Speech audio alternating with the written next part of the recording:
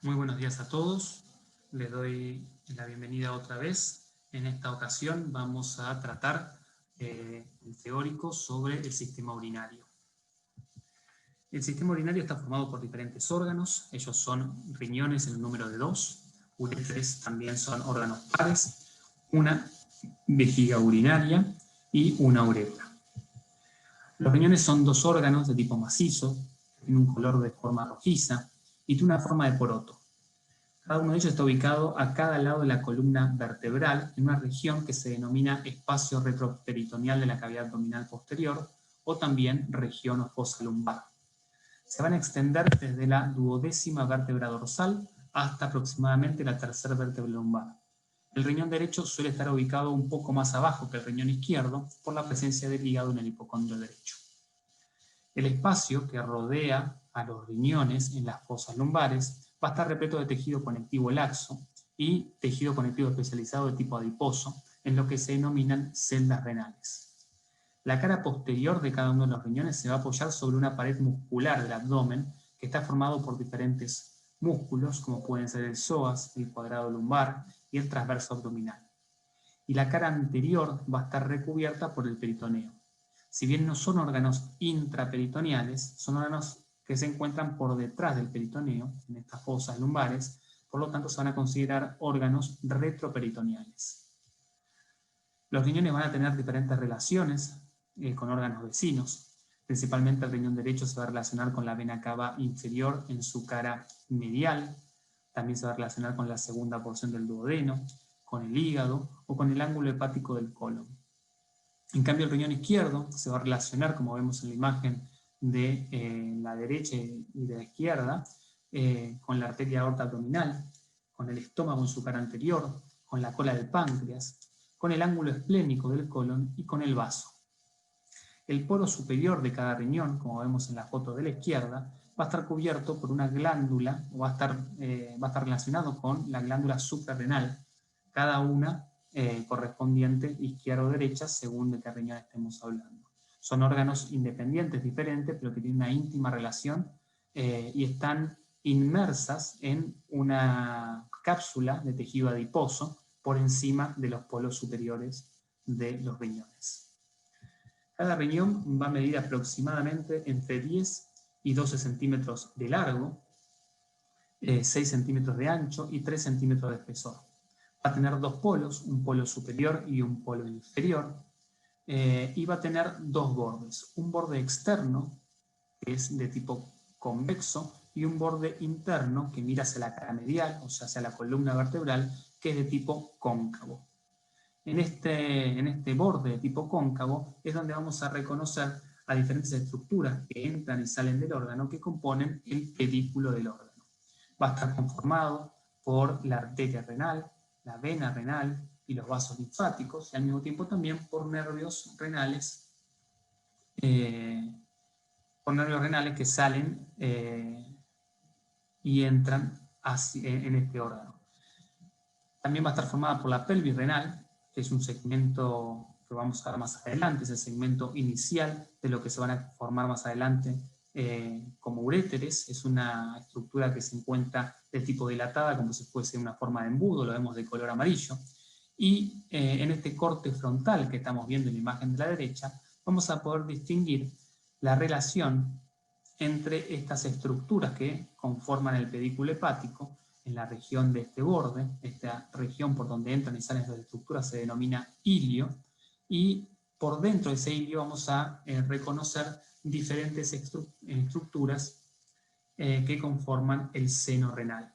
Al mismo tiempo también vamos a ir pudiendo reconocer diferentes áreas que tienen diferentes formas, principalmente la región de la médula y la región de la corteza de estos órganos. En un preparado en fresco, ustedes van a poder observar que existen estas diferentes áreas también que se encuentran también diferenciadas, de colores más pálidos y de colores más rojizos, y esto no es de forma anárquica, sino que justamente tiene relación con la vasculatura o la vascularización de este órgano. está mucho más vascularizado en la región de la corteza que en la región de la médula. En cuanto a las diferentes funciones de estos órganos, una de las principales funciones que tiene, más importantes, es la de mantener la homeostasis corporal mediante la conservación de líquidos y electrolitos y al mismo tiempo eliminando desechos metabólicos. Esto quiere decir que tienen la función de recuperar materiales que son esenciales para nuestro cuerpo y al mismo tiempo eliminar desechos que nos resulten tóxicos para nuestro organismo. Cuando hablamos de la homeostasis corporal nos referimos al equilibrio entre todos los órganos y sistemas del cuerpo que son necesarios para sobrevivir y funcionar correctamente como organismo.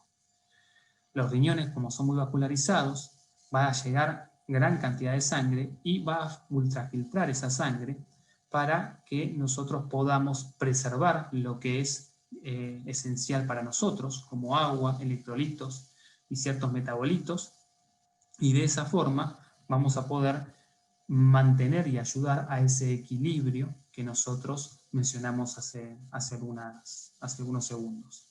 Al mismo tiempo también van a formar un rol muy importante en la regulación y mantenimiento de la composición y el volumen de líquido tanto intracelular como extracelular. Los productos de desecho que van a generarse en los riñones se van a eliminar por filtración y excreción y van a terminar produciendo lo que es la orina. La orina va a ser transportada por los uréteres hacia la vejiga y luego van a ser eliminados a través de la uretra hacia el exterior.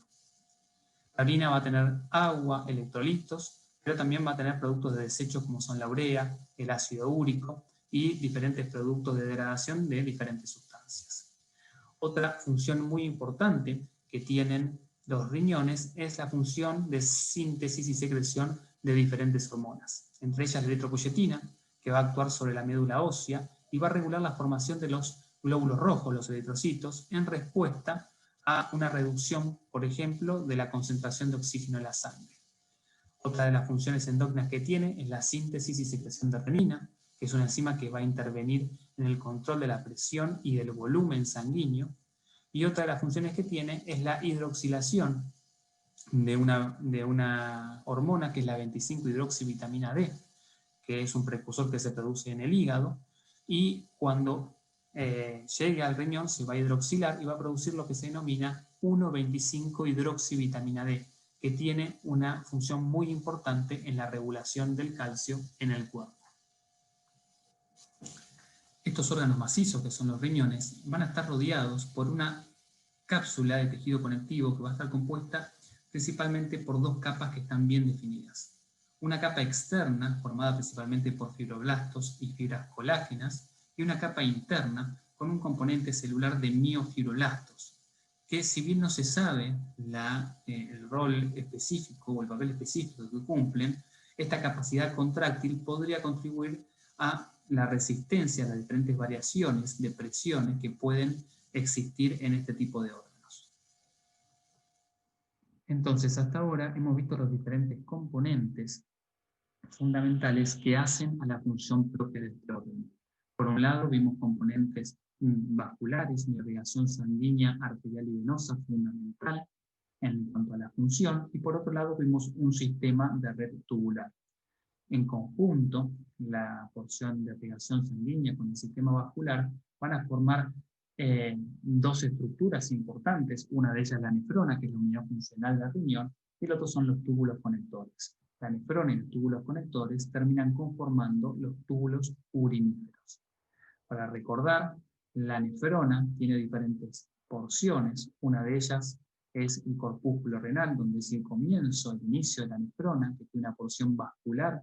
Esa porción vascular se denomina glomérulo renal, está compuesto por un ovillo de capilares y rodeado por una estructura de tipo capsular, que se denomina cápsula de Bowman. Aquí se produce el ultrafiltrado de la sangre y a partir de esto va a continuar una red tubular en donde se van a absorber y secretar diferentes sustancias. Esa red tubular va a tener un comienzo en una red tubular en un túbulo de tipo grueso, de características contorneadas, se va a continuar con un túbulo de tipo recto para introducirse en la profundidad del órgano en lo que se denomina asa de Hendle. El asa de Hendle tiene una porción descendente, una asa propiamente dicha en forma de U, y una porción delgada ascendente. Y se va a continuar con una porción gruesa de tipo recta y contorneada distal.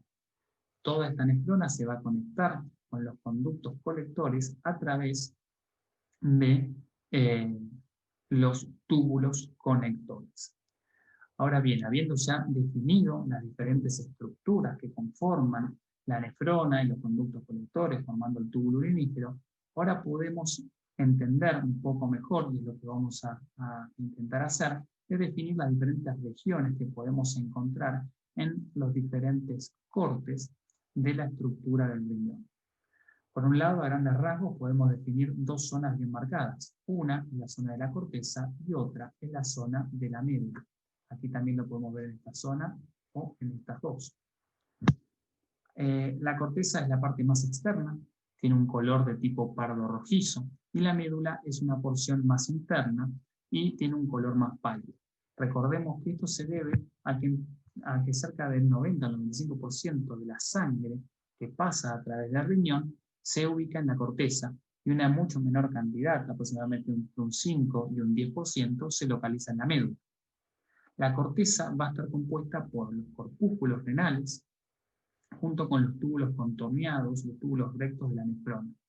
También los túbulos conectores, los conductos colectores y, como vimos también, una red vascular extensa, tanto arterial como venosa. Como vimos, los corpúsculos renales tienen forma esférica, ¿bien? Y están compuestos tanto por una red de tipo capilar denominada glomérulo y rodeadas por una cápsula que denominamos cápsula de Bowman. En un corte transversal vamos a poder definir dentro de la corteza una serie de estriaciones que generalmente parecen estriaciones de tipo verticales en la región de la corteza, y estas estriaciones las vamos a llamar rayos medulares. Generalmente son rayos que parecen emanar o salir desde la región de la médula hacia la periferia. Se proyectan a lo largo de toda la corteza entre unos 400 a 500 rayos medulares. Cada rayo medular es una aglomeración de túbulos que tienen todos forma recta, como están marcados o englobados dentro de la figura que vemos aquí en la derecha. Va a contener túbulos rectos de las nefronas y los conductos colectores. Las regiones que hay entre los rayos medulares, que contienen los corpúsculos renales, los túbulos contorneados de las nefronas y los túbulos colectores, se van a denominar laberintos corticales. Cada nefrona y su túbulo conector, que se comunica con el conducto colector en el rayo medular, forman el túbulo urinífero. En la médula vamos a encontrar caracterizada por presentar principalmente túbulos rectos, ¿sí? Conductos colectores y además también una red de tipo, una red capilar de vasos rectos que ya van a ver su función. La función es lo que se llama o se denomina sistema intercambiador de contracorriente, que va a regular la concentración de sustancias entre los diferentes túbulos y el sistema vascular, pero eso lo van a ver más adelante en otras materias como fisiología. Los túbulos de la médula, debido a esa distribución y diferentes longitudes que tienen, van a formar diferente cantidad de estructuras cónicas que tienen forma de pirámide. A menudo en el riñón vamos a encontrar entre 8 a 12 pirámides. Las bases de esas pirámides las vamos a encontrar hacia la región de la corteza, y el vértice de esas pirámides la vamos a encontrar hacia la región de la médula. El vértice de cada pirámide, lo vamos a conocer como papila, se va a proyectar como si hacia el cáliz menor y tiene una forma de copa. Bien, esa copa se va a corresponder hacia la extensión de la pelvis renal.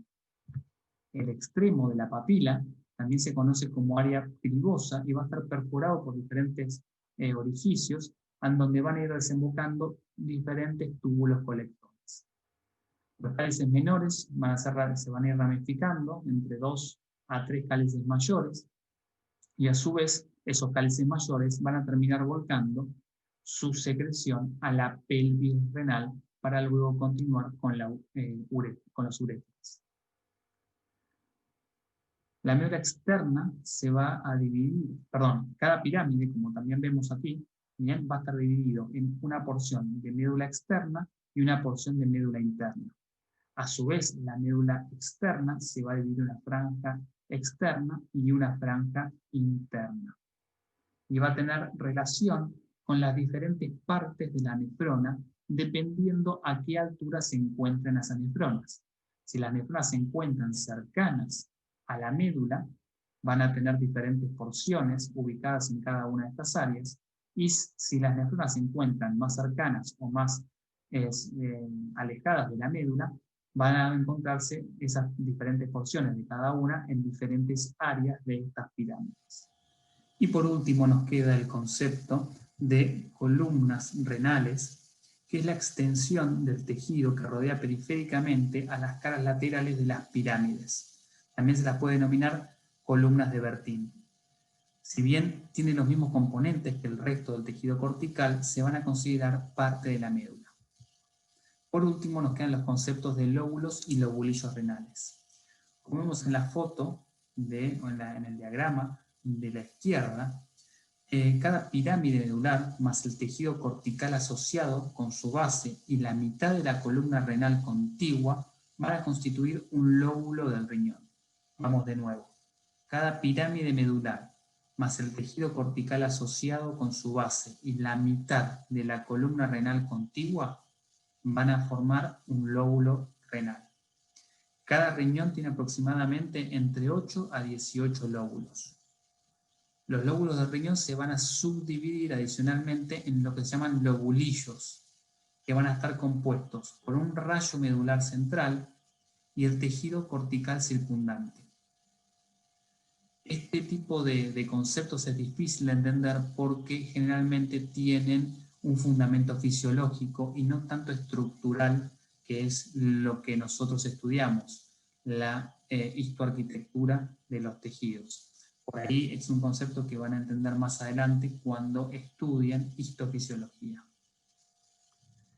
Bien, hasta ahora ya hemos visto las diferentes estructuras que conforman a estos órganos, vimos su disposición dentro de los órganos, y ahora vamos a ir describiendo cada una de ellas y al mismo tiempo también describiendo su ultraestructura.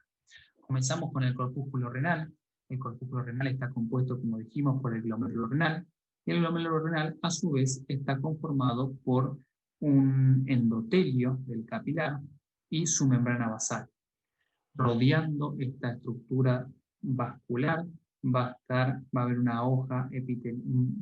una estructura epitelial con dos hojas, una hoja visceral y una hoja parietal, que conforman la cápsula de Bowman. Esto es lo que nosotros conocíamos como corpúsculo renal. Pero es importante saber que dentro de la membrana basal de esta estructura existen unas células y sustancia intercelular que se denomina mesangio y que en las próximas diapositivas trataremos. El corpúsculo renal tiene una estructura de tipo esfenoidal, tiene un diámetro aproximadamente de 200 micrones, está compuesto, como dijimos, por un ovillo capilar y una cápsula epitelial que tiene dos hojas. El ovillo capilar tiene un endotelio de característica fenestrada. Además de este endotelio de tipo fenestrado, tiene la característica de tener gran cantidad de conductos acuosos, que son complejos proteínicos, que se denominan acoporinas, principalmente las acoporinas de tipo 1, que van a permitir el desplazamiento rápido de agua a través de este epitelio. Como todo endotelio, por debajo hay una lámina basal, y va a ser el producto de la conjunción propia del endotelio con los podocitos. Los podocitos son las células de la hoja visceral de la cápsula de Bowman. Como estamos viendo, no estamos viendo directamente el capilar del glomérulo, sino que estamos viendo una estructura que está teñida de amarillo.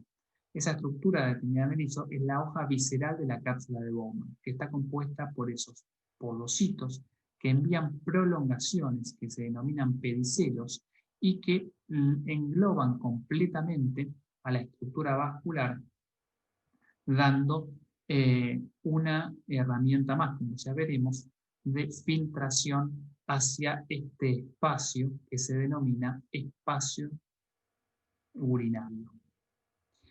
La membrana basal está compuesta por una gran cantidad de colágeno de tipo 4, laminina, proteoglucanos y glucoproteínas. La hoja parietal de la cápsula de Bowman, que es la que vemos aquí al costado, está compuesta por un epitelio de tipo plano simple. Entonces hemos dividido esta estructura, podemos diferenciar dentro de esta estructura de tipo esferoidal, una porción vascular y una porción que denominamos epitelial o tubular. La cápsula de Bowman rodea a esta estructura y en su hoja visceral envuelve completamente a la estructura vascular. Y en su hoja parietal forma un epitelio de tipo plano simple, dejando un espacio que se denomina espacio urinario, donde se va a ultrafiltrar esta sangre que llega. La sangre va a llegar por medio de una arteriola aferente.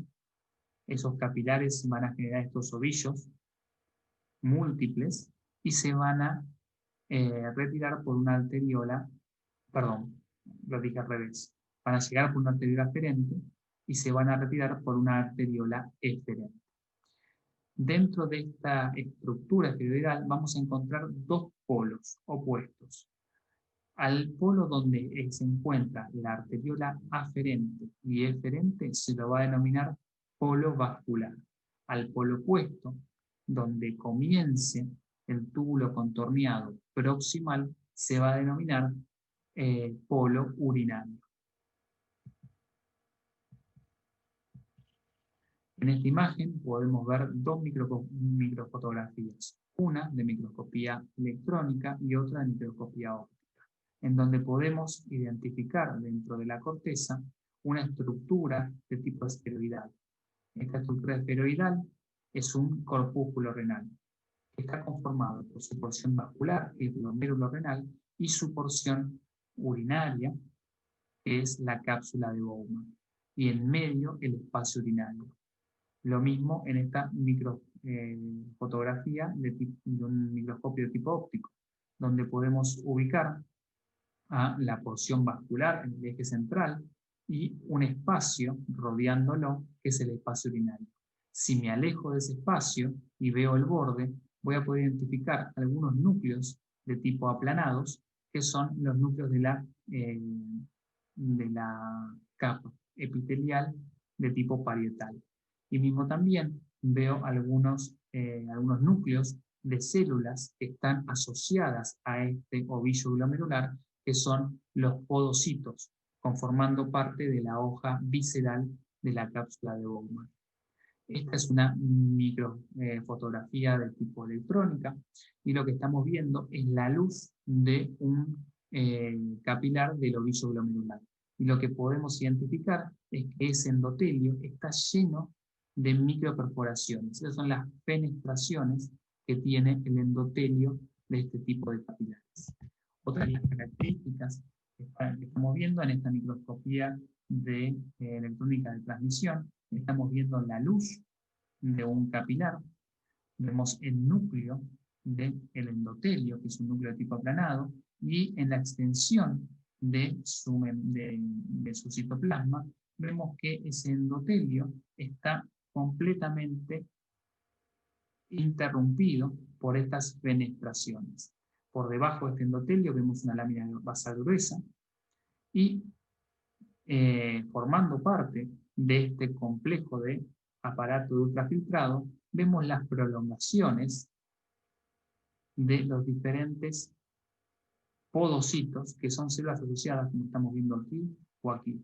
Envían prolongaciones, imaginaciones hacia la membrana basal del endotelio de estos capilares, que se denominan pedicelos, abrazando completamente a estos capilares y ayudando a este aparato de filtración. Aquí estamos viendo una imagen con mayor aumento. De este lado estamos viendo la luz del capilar. Siempre en contacto con la luz vamos a ver un endotelio. Ese endotelio marcado con la flecha se ve que es de tipo fenestrado. Por debajo de ese endotelio ubicamos la lámina basal, y por debajo de la lámina basal, o en sentido hacia externo, desde interno de la luz capilar hacia externo, encontramos los pedicelos, que son esas prolongaciones de los podocitos que conforman la hoja visceral de la cápsula de Bowman. Como habíamos dicho, los podocitos extienden prolongaciones que rodean los capilares denominadas pedicelos. Esos pedicelos se van a interdigitar con los pedicelos de los podocitos vecinos y van a formar lo que se denominan ranuras de filtración. Tiene una configuración como si fuese una cremallera y tiene una proteína de transmembrana principal que se denomina nefrina. Es fundamental porque cumplen un rol de diafragma y de ranura en esta barrera de ultrafiltración. Las moléculas de nefrina que emergen desde los pedicelos opuestos van a interactuar a modo de ranura con las nefrinas de los pedicelos de los podocitos opuestos. Son lo que se denomina interacciones de tipo homófilas. Y van a formar una densidad central con poros a ambos lados. También contienen otras moléculas de adhesión, como se nombra acá, las NEF1, las NEF2, las caderinas o las FAT1 o 2. El diafragma de ranura de filtración está firmemente anclado a numerosos filamentos de actina dentro del citoesqueleto de los pedicelos de los podocitos. Nos quedaba pendiente el concepto de mesangio. Lo que podemos ver acá en la imagen de la izquierda es un corte transversal de un corpúsculo renal, donde en el centro vamos viendo los diferentes capilares que fueron cortados de forma transversal, algunos longitudinal. Rodeando esos capilares una membrana basal y los podocitos enviando sus prolongaciones, que son los pedicelos, englobando a estos capilares. Por fuera vemos la otra hoja, la cápsula de Bowman, que es la hoja parietal, con su epitelio plano simple, dejando en el medio el espacio urinario. Por un lado, en uno de sus polos, el polo urinario, donde ese material ultrafiltrado, esa sangre ultrafiltrada, se va a continuar por el sistema tubular a través del túbulo contorneo proximal. Y por el otro lado, el polo vascular, que está en relación con la arteriola aferente y eferente. Si nosotros vemos y hacemos un corte de esta zona, y nos dirigimos a la foto de abajo a la derecha, nos damos cuenta que cada uno de esos capilares comparte su membrana basal que está pintada en rojo y deja comprometido un espacio en el cual hay células y sustancia precelular. A esas células y sustancia precelular, al conjunto de los dos, lo denominamos mesangio. Las células mesangiales no están confinadas totalmente en el corpúsculo renal, sino que algunas se van a localizar por fuera del corpúsculo, a lo largo del polo vascular, y van a formar parte de lo que veremos en la próxima diapositiva, denominado aparato supraglomerular. En cuanto a las funciones de las células mesangiales, tienen diferentes funciones. Una de ellas es la de fagocitosis y endocitosis, que van a ayudar y aportar en la eliminación de residuos que sean atrapados por las proteínas agrupadas de la membrana basal y del diafragma, la ranura de filtración que vimos en la diapositiva anterior, y de esa forma van a mantener ese filtro glomerular libre de desechos, ayudando a mantener toda la estructura y función de barrera. También van a tener función de sostén estructural, produciendo componentes en la matriz mesangial extracelular, que van a proporcionar principalmente sostén a los podocitos o a las regiones intermembrana entre cada uno de los podocitos.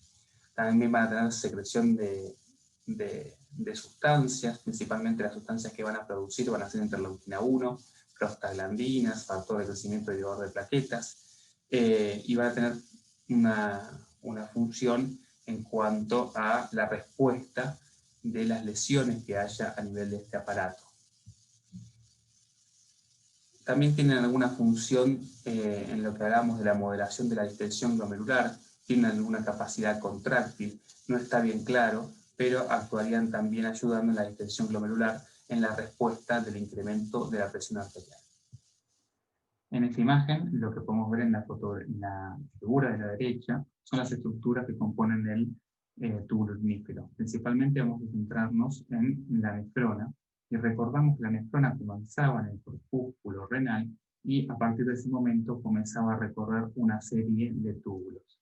Vemos que en la porción final de este recorrido, en la porción del el túbulo grueso distal, en su porción recta vuelve a pasar cerca del glomérulo, cerca del corpúsculo renal.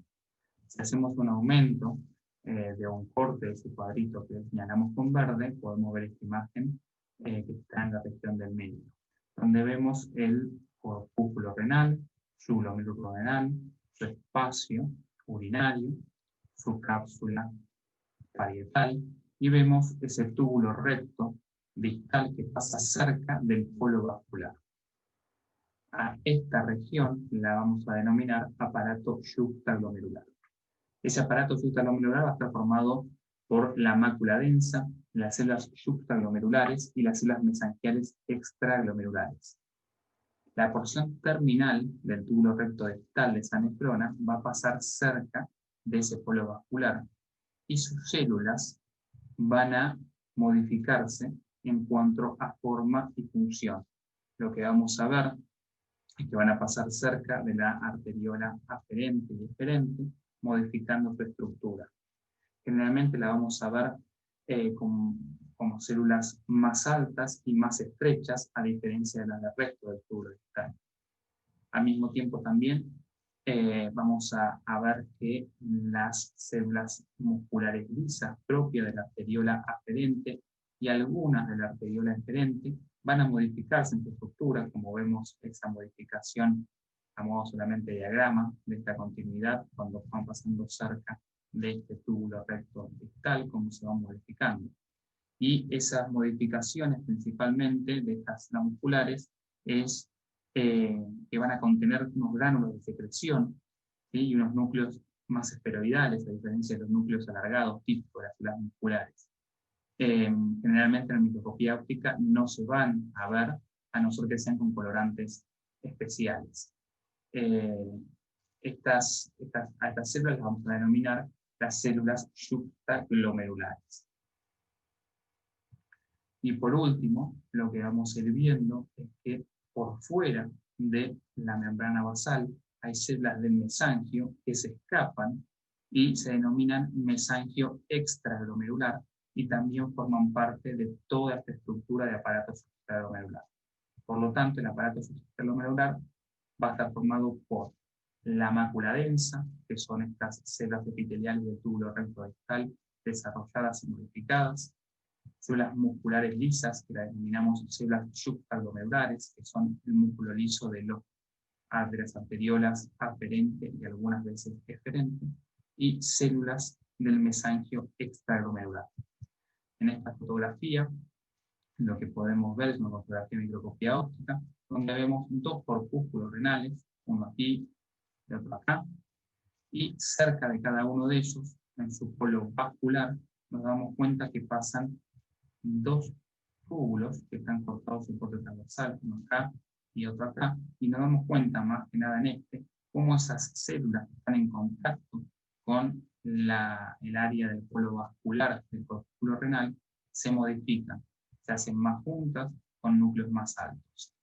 Esta zona es la de la mácula densa, correspondiente al aparato subglomerular. Acá lo podemos ver con mayor definición en la microscopía óptica, parte de un túbulo recto distal pasando cerca del aparato subglomerular, y vemos cómo esas células se van modificando, se van haciendo más juntas y más altas. Y por último, en cuanto a la función, va a tener una principal función de la regulación de la presión arterial mediante lo que es el sistema de activación de renina, angiotensina, aldosterona.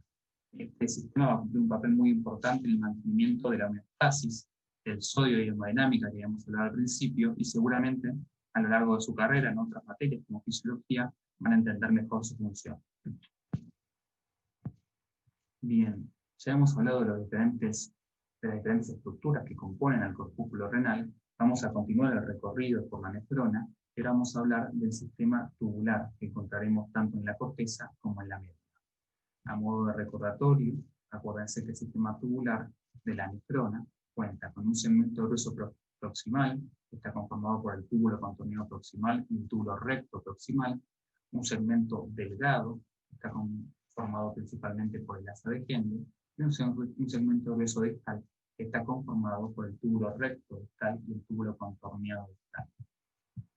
Para entender la ultraestructura de las diferentes porciones de este sistema tubular, es importante recordar que una vez que se ultrafiltra esa sangre a nivel del glomérulo hacia el espacio urinario o espacio de Bowman, va a ir recorriendo o atravesando todos los conductos tubulares hacia el conducto colector.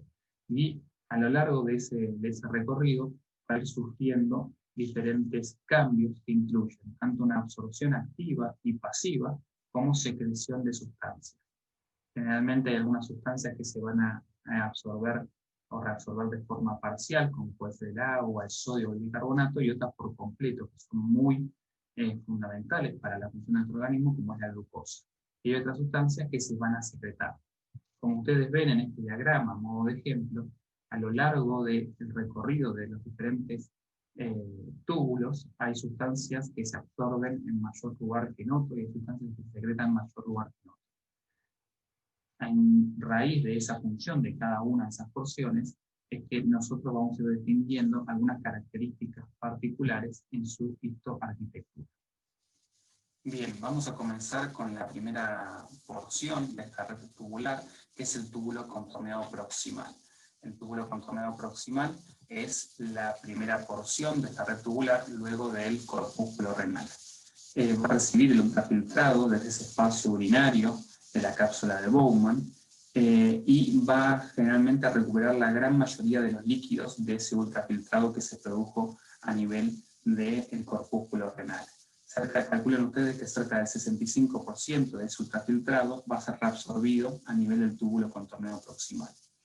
Va a tener dos proteínas o dos complejos proteicos importantes a cargo de esa reabsorción de líquidos e iones, que uno de ellos va a ser la bomba de sodio potasio ATPasa, que es una proteína transmembrana, que se va a localizar entre los pliegues laterales de la membrana plasmática y va a ser la principal responsable de la reabsorción de sodio.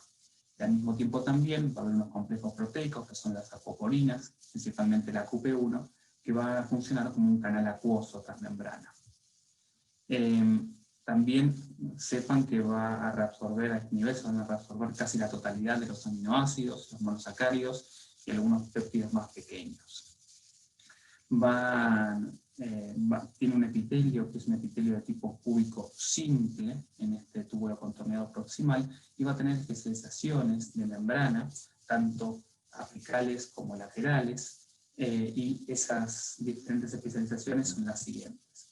Por un lado, como vemos en este círculo, un borde apical que se denomina borde o ribete en cepillo, que está compuesto por microvellosidades que son rectas, están muy juntitas y son bien largas, y a nivel lateral van a encontrar diferentes complejos de uniones intercelulares, principalmente las denominadas son las occludens, que van a aislar el espacio lateral de este epitelio cúbico simple de la luz propia del túbulo contorneado proximal, y uniones adherentes que van a mantener adhesiones entre células y células.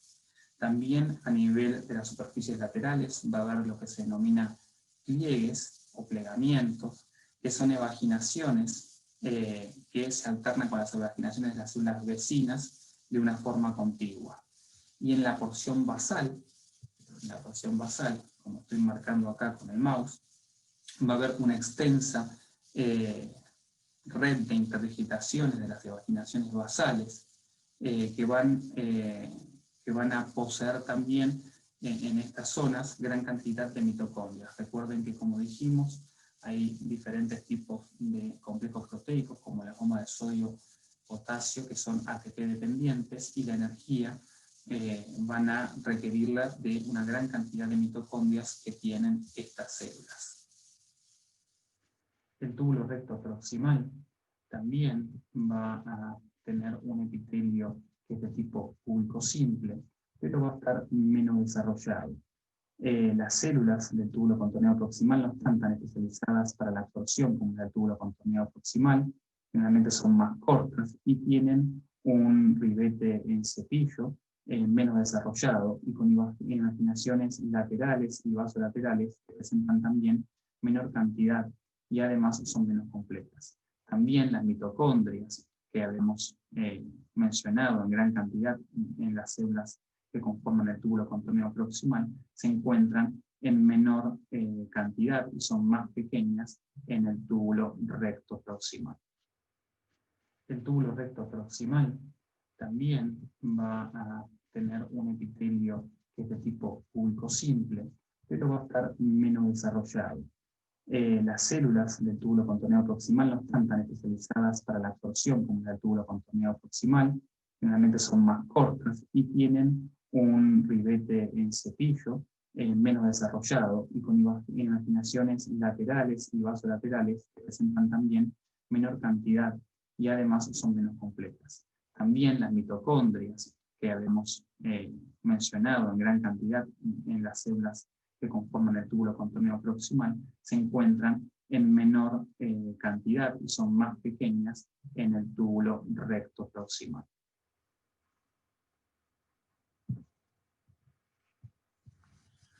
La última porción del sistema tubular de la nefrona la compone el túbulo grueso distal, que está conformado por el túbulo recto distal y por el túbulo contorneado distal.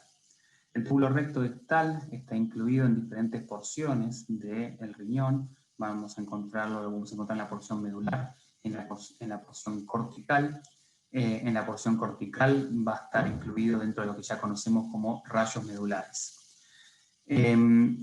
Al igual que la porción ascendente del asa de Henle va a transportar iones desde la luz tubular hacia el intersticio. La membrana apical de este segmento va a tener diferentes transportadores que van a permitir el transporte de diferentes iones, principalmente el cloro, el sodio y el potasio, que ingresan a la célula desde la luz. Pero tiene una característica particular que es relativamente impermeable al agua, o sea que va a haber más reabsorción de estos iones y no tanto de agua. En los preparados histológicos que nosotros vayamos viendo en microscopía óptica, generalmente va a ser un epitelio de tipo simple, cúbico, con células cúbicas grandes, que se van a teñir pálidamente con eosina y van a tener límites laterales que no se vean generalmente en la microscopía óptica de una forma clara. El núcleo generalmente se va a localizar en la región apical de las células y principalmente en los túbulos rectos distales van a protruir o van a generar una protrusión de la célula hacia la luz como si fuese una imagen de tipo abombada hacia la luz. Estas células también van a poseer diferentes pliegues vasolaterales, mitocondrias asociadas y los pliegues basales como vimos en el resto del sistema tubular. Si bien, como vamos a ver también en la porción contorneada distal, tienen microvellosidades en su superficie, no se denominan de chapa estriada porque están en mucho menor cantidad y mucho menos desarrolladas que en el sector proximal. En cuanto al túbulo contorneado distal, es un túbulo que en lo que ya conocemos dentro de las diferentes estructuras del riñón se localiza dentro del laberinto cortical, o sea que se encuentra en la porción de la corteza, es mucho menos extenso que el túbulo contorneado proximal. Generalmente las células del túbulo contorneado distal se van a parecer a las del túbulo recto distal, pero generalmente suelen ser un poco más altas. Y esas especializaciones de membrana, que son las microvellosidades, están mucho menos desarrolladas todavía. Generalmente, al igual que el túbulo recto distal, es relativamente impermeable al agua y tiene un sitio de reabsorción muy importante del calcio que está regulado por la hormona paratiroidea. Entre todas las funciones con respecto a la reabsorción de iones, va a tener las siguientes: la reabsorción de sodio y excreción de potasio, para conservar principalmente el sodio, reabsorción de iones de bicarbonato, con una secreción consiguiente o concomitante de protones. Esto lo que va a ir conduciendo es a ir formando lo que conocemos como la acidificación de la orina.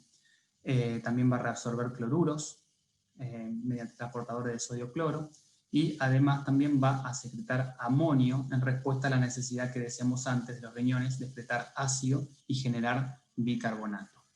En esta imagen que vemos de microscopía electrónica, lo que podemos ver acá es la superficie de la luz tubular, donde vemos que en esa superficie de las células vemos especializaciones de membrana apical, que son las microvellosidades, pero en mucho menos cantidad y mucho menos desarrolladas. Vemos ese núcleo que habíamos hablado antes, que se encuentra hacia la región apical, generando esa sensación de abombamiento hacia la luz de la célula, y también tiene gran cantidad de mitocondrias, no tanto como la del sector proximal, y especializaciones de membrana lateral y de membrana basal, como habíamos visto antes, lo que denominamos como evaginaciones interdigitadas en contacto con la membrana basal. Bien, entonces resumiendo, lo que fuimos viendo hasta ahora en las últimas diapositivas fueron todos los componentes que conforman la nefrona y dentro de cada uno de esos componentes cómo estaban conformados. Hablamos del corpúsculo renal, que estaba conformado por el glomérulo renal y la cápsula de Bowman. Recuerden, importantes los conceptos dentro del corpúsculo renal de mesangio y aparato juxtaglomerular. Y después vimos todo el sistema tubular, que estaba compuesto por un segmento grueso proximal, conformado por el túbulo contorneado proximal y el túbulo recto proximal. Hablamos de un segmento delgado, que estaba formado por el asa de Henle en su porción descendente, el asa propiamente dicha, esa forma de U, y una porción ascendente, y un túbulo grueso distal, que estaba conformado por el túbulo recto distal y el túbulo contorneado distal. Todas estas estructuras conforman la nefrona y van a terminar volcando su contenido hacia los conductos colectores. Entonces nos quedan algunos conceptos para ir terminando de hablar de todos los componentes del túbulo urinífero. Dijimos que estos componentes de la nefrona, una vez que ultrafiltraron la sangre, absorbieron y secretaron sustancias importantes para nuestro organismo, vuelcan su contenido a los conductos colectores y lo hacen a través de los túbulos conectores. O sea que los túbulos conectores van a corresponder a una región de transición entre el túbulo contorneado distal y el túbulo colector en su porción cortical. El epitelio de estos túbulos conectores va a sufrir una transición, que va a ser de tipo gradual, entre el epitelio del túbulo contorneado distal y la porción cortical de los conductos colectores. Generalmente la principal función que van a tener, el principal papel que van a tener es en cuanto a la secreción de potasio, y probablemente esté regulado, como van a ver más adelante, por los mineralocorticoides, principalmente la aldosterona, que es secretado por la glándula suprarrenal. Estos conductos colectores que van a terminar volcando su contenido en las nefronas van a tener diferentes porciones. Van a tener una porción cortical y una porción medular. Los conductos colectores van a estar formados por un epitelio simple, pero dependiendo en qué zona se encuentren van a tener diferentes características. En la región cortical generalmente son células cúbicas tendiendo a ser aplanadas, un cúbico plano, y esos conductos, y en los conductos medulares van a hacer una transición hacia células cúbicas más altas, llegando a conformarse a células de tipo cilíndricas, aumentando su tamaño a medida que se adentran en la médula. Generalmente, cuando ustedes vayan viendo preparados histológicos de microscopía óptica, van a poder distinguir con algunas características los túbulos de los conductos colectores del resto de los túbulos, Y una de esas principales características es porque suelen poder diferenciarse los límites celulares entre las células de los conductos colectores y no en los túbulos que conforman la nefrona. Dentro de los diferentes tipos que vamos a encontrar de células dentro de los conductos colectores, hay dos tipos de células principales. Unas que se denominan células claras y otras que se denominan células oscuras.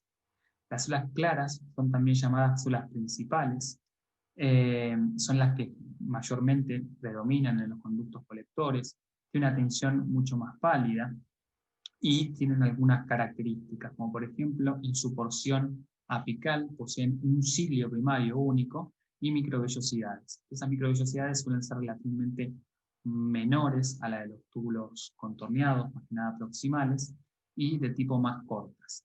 También contienen mitocondrias, pero una de las características principales es que tienen gran cantidad de proteínas o complejos proteicos que tienen la responsabilidad de la permeabilidad del agua. Son las que ya habíamos visto antes, los complejos de aquaporinas, y aquí se encuentran principalmente las AQP2, y van a ser el blanco de una hormona que ya van a conocer un poco más adelante en uno de los próximos teóricos, que es la hormona antidiurética, regulando la permeabilidad del agua a este nivel. También van a ser un blanco de los mineralocorticoides, como habíamos visto antes en los túbulos conectores, y principalmente regulando la secreción y absorción de algunos iones, y va a estar regulado por la hormona aldosterona. Dentro de las células oscuras, que también se denominan células intercalares, generalmente están en mucho menor cantidad que las células claras, presentan mitocondrias en gran cantidad, más que las células claras, y tienen un citoplasma mucho más denso. También en su superficie poseen algunas microvellosidades y generalmente la principal función que van a tener estas células intercalares va a ser participar en la secreción de protones, o sea, hidrogeniones o de bicarbonato, según la necesidad que tenga el riñón de excretar ácidos o álcalis. Por último, más llegando a la porción medular profunda, hacia el seno renal, nos vamos a encontrar con los conductos finales, que son los conductos papilares, hacia la región de la papila. Como podemos ver en esta zona, esto es una papila, y estos son los orificios de varios conductos papilares que están desembocando hacia la papila en la región que denominamos cáliz menor. Y a partir de ahora vamos a hablar de la orina formada, que se vuelca al cáliz menor, y a partir de este momento va a empezar a recorrer un camino hacia la excreción de la orina. Y este camino, que comienza en los cálices menores, lo vamos a denominar vías urinarias. Todos los conductos de excreción de las vías urinarias van a tener el mismo tipo de organización en general, excepto la última porción de la uretra. Van a estar conformados por una mucosa compuesta por un epitelio en contacto con la luz de estas vías urinarias, que lo vamos a denominar urotelio, con su lámina propia correspondiente, rica en fibras colágenas, una muscular, una capa muscular que tiene una disposición interna longitudinal, una disposición externa de tipo circular, es músculo liso. Una de las características que tiene este tipo de estructuras es que carece de muscular de la mucosa y submucosa, y una adventicia o serosa que está compuesta por un tejido conectivo laxo. En cuanto al epitelio, el epitelio lo denominamos urotelio porque es característico de las vías urinarias, también se puede llamar epitelio de transición o polimorfo, va a tapizar todas las vías urinarias como dijimos, y es un epitelio de tipo estratificado, que tiene 2 o más capas de células. Pero dependiendo en qué porción de esta vía urinaria nosotros nos encontremos, va a tener menor o mayor cantidad. Generalmente va a tener 2 capas de células a nivel de los cálices, y va a tener 6 o más capas de células a nivel de la vejiga. También, a grandes rasgos, nosotros podemos identificar en este epitelio, que tiene las características principales de ser esencialmente impermeable a sales y agua, vamos a poder reconocer al menos 3 capas dentro de este epitelio estratificado. una capa superficial en contacto con la luz, que contiene células poliédricas bien grandes, mononucleares o a veces multinucleadas, que suelen sobresalir hacia la luz, como si fuesen un abombamiento hacia la luz del órgano. Dependiendo, como son órganos con capacidad de distensibilidad, por ejemplo la vejiga, dependiendo si está vacía o esté llena y distendida, esas células pueden cambiar su morfología. Cuando están vacías suelen ser estas características más poliédricas, abombadas hacia la luz, y cuando está la vejiga más llena o distendida suelen aplanarse más. Van a tener también uniones intercelulares a modo de cremallera para generar esta barrera de alta impermeabilidad que hemos dicho, estas acciones herméticas. Después va una capa de células intermedias que suele contener este tipo de células con una forma más de pera.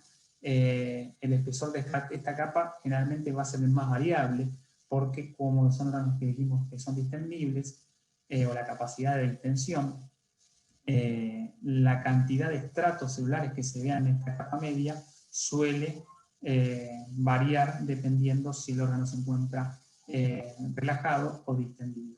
Y una capa de células basales que generalmente va a consistir en células más pequeñas, y este tipo de células generalmente suele ser de tipo pluripotenciales o células madre que van a ir ayudando al desarrollo de este epitelio estratificado. Por debajo de este epitelio vamos a encontrar una lámina propia que tiene que es rica en colágeno de tipo, colágeno de tipo denso, y como dijimos, es un órgano que carece de muscular de la mucosa y de submucosa. En cuanto a la disposición de la muscular externa de estos órganos, generalmente, vamos a ver que por ahí existe alguna excepción, pero existen dos capas a grandes rasgos, la longitudinal interna, como ya hemos dicho, y la capa circular externa. Este tipo de músculo es un músculo liso. Los uréteres van a conducir la orina desde la región de la pelvis renal, a nivel de los pedículos renales, hacia la vejiga urinaria. Va a tener alrededor una longitud aproximada de 25 a 35 centímetros. Va a tener un trayecto de forma oblicua descendente y van a ser órganos retroperitoneales, por detrás del peritoneo. Van a tener estas tres capas de su pared. La primera capa es la capa mucosa, que está compuesta por un epitelio de transición, como recordamos, o un urotelio o epitelio polimorfo, y va a tapizar toda la luz de esta estructura tubular. El resto de la pared va a estar compuesto por músculo liso y tejido conectivo. Como dijimos, el músculo liso en la mayor parte del trayecto va a estar dispuesto en dos capas, una longitudinal interna y una circular externa, excepto en la última porción, cuando está llegando hacia la pared de la vejiga en su porción final, que va a estar compuesto por tres capas, una longitudinal interna, una capa circular media y una capa longitudinal externa. A menudo los uréteres también van a estar en el área retroperitoneal envueltos en tejido adiposo. La vejiga urinaria es un reservorio distendible para la orina y se encuentra ubicado en la pelvis. Dependiendo si estamos hablando de una pelvis masculina, como la imagen de la izquierda, o una pelvis femenina, va a tener diferentes relaciones anatómicas. En cuanto a la pelvis masculina, señalo con el mouse la región anterior y la región posterior, la región superior y la región inferior. En la región anterior, esto es un corte de tipo sagital de una hemipelvis, y podemos ver las estructuras internas. Veo en la porción anterior la sínfisis pubiana, una estructura ósea que delimita la parte anterior de la pelvis, y veo otra estructura ósea en la región posterior, que es parte final de la columna vertebral en su porción sacra, lumbo-sacra. Superior tiene como límite una línea imaginaria que va desde el promontorio, que es una saliencia que encuentro a nivel de la columna vertebral en su cara anterior, y el borde superior del pubis. Si trazo una línea imaginaria, tengo el límite superior de la vejiga, y como piso de la vejiga un conjunto de estructuras blandas, musculares y membranosas que se denomina perineo. Dentro de esta cavidad encontramos diferentes órganos. Desde la sínfisis pubiana, en la pelvis masculina, encontramos apoyada sobre ella la vejiga, que como vemos tiene esta forma de bolsa o receptáculo hueco que sirve justamente para su fin de reservorio de orina. Vemos cómo los uréteres vemos uno de los uréteres desembocando en la vejiga y vemos cómo se continúa con la uretra, como vamos a ver en sus diferentes porciones. Vemos también que por debajo de la vejiga y atravesado por la uretra encuentro otro órgano que se denomina glándula prostática. Y en la región posterior-inferior, también asociado, otras glándulas que se denominan glándulas o de las vesículas seminales. Por detrás de la vejiga me encuentro con una estructura final de los órganos tubulares del sistema digestivo, que es la porción del recto sigma. En este espacio entre la vejiga y la porción del recto se suele alojar parte del peritoneo, formando un fondo de saco ciego, que se denomina fondo de saco ciego vésico rectal. Esto es una hemipelvis femenina, también es un corte sagital, donde estamos viendo la porción anterior, porción posterior, porción superior y porción inferior. Como vimos antes, la porción anterior reconocemos a la sínfisis pubiana en la estructura ósea y en la porción posterior a la porción final de la columna vertebral en su región sacra.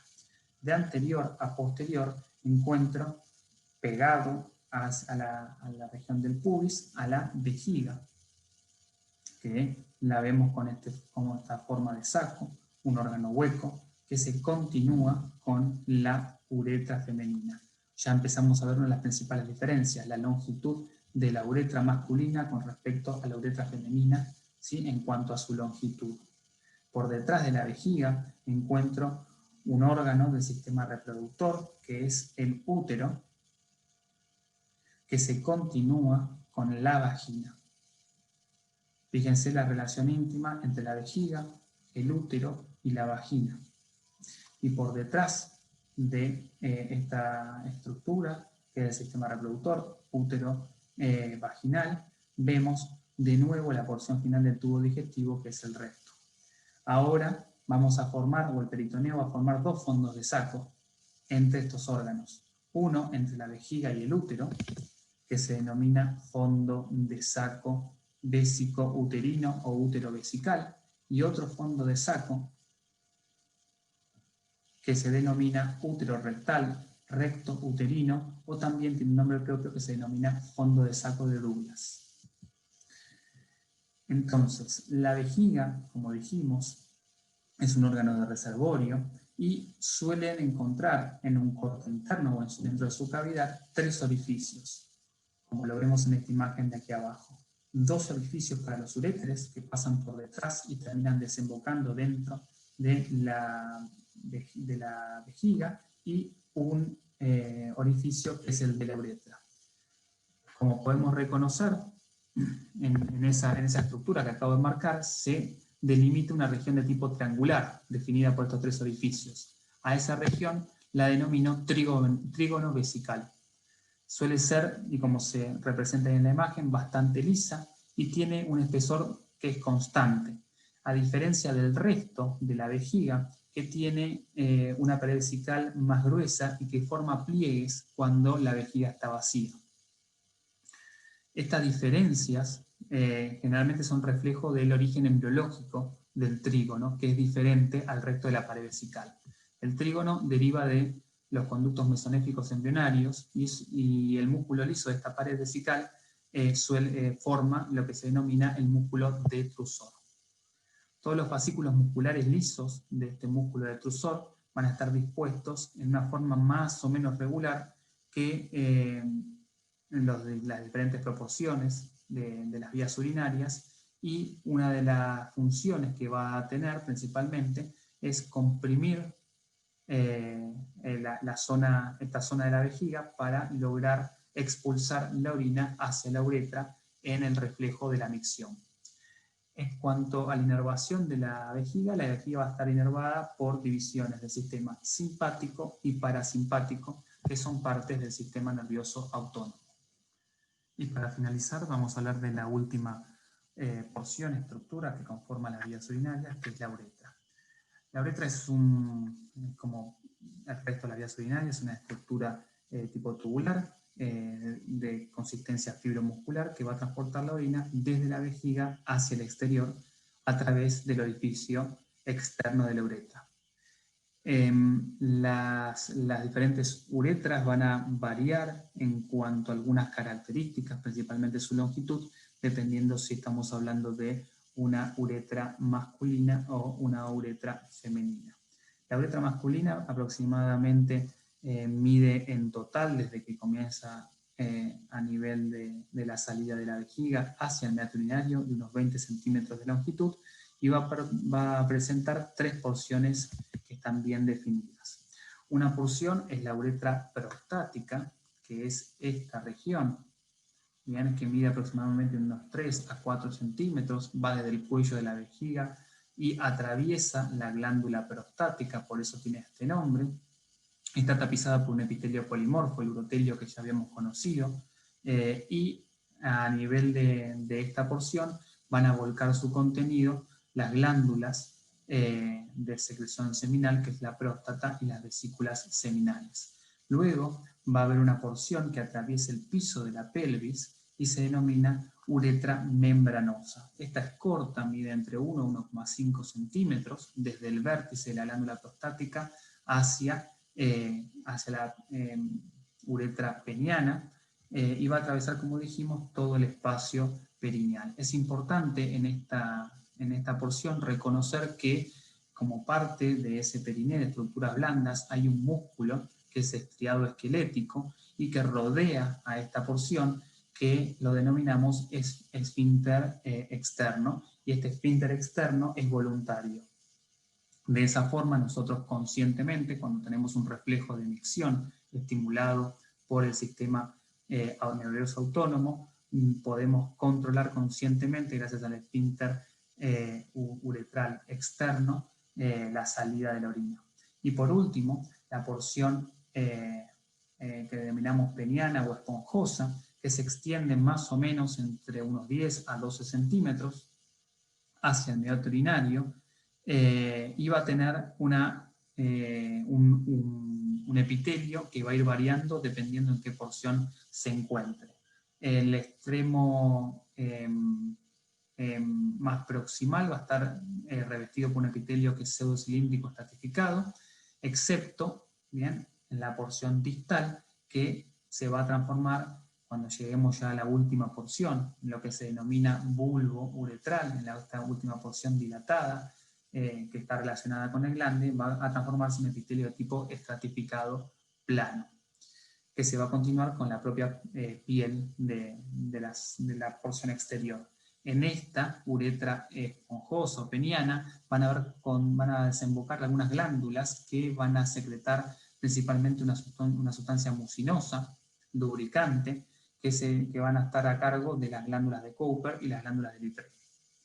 En cambio, la uretra femenina es mucho más corta en longitud, mide aproximadamente unos 3 a 5 centímetros desde el cuello de la vejiga hacia su salida en el meato urinario. Se va a encontrar por detrás del clítoris, que se encuentra por delante de ella, y se va a encontrar delante del introito vaginal. Va a tener una íntima relación con la región de la vulva femenina. En cuanto a las características en estas últimas diapositivas, es un poco más de lo que ya hemos hablado. Recordar que la uretra masculina tiene una porción más larga por los diferentes talletos que tienen, mide aproximadamente unos 15 a 20 centímetros desde el cuello de la vejiga hasta su porción final. Hemos visto que tiene 3 porciones: la porción prostática, la porción membranosa y la porción esponjosa o peniana. Hemos visto que dependiendo en qué porción se encuentra, tiene algunas características, como la porción prostática, la secreción de estas glándulas seminales hacia el conducto uretral, la porción membranosa, la presencia del esfínter externo, que es consciente, y en la porción esponjosa, la diferencia de epitelios que hay en su porción proximal y distal, y la secreción de estas glándulas de tipo mucinoso. Y en la uretra femenina recordamos que la longitud es mucho más corta, que el epitelio es un epitelio de tipo polimorfo o urotelio en su porción proximal, pero a medida que se acerca a la porción más externa, se transforma en un epitelio planoestratificado también, y vimos también su íntima relación con la vulva femenina, que se encuentra por delante el clítoris y por detrás el introito vaginal. Hemos terminado, espero que les haya servido y les mando un fuerte abrazo.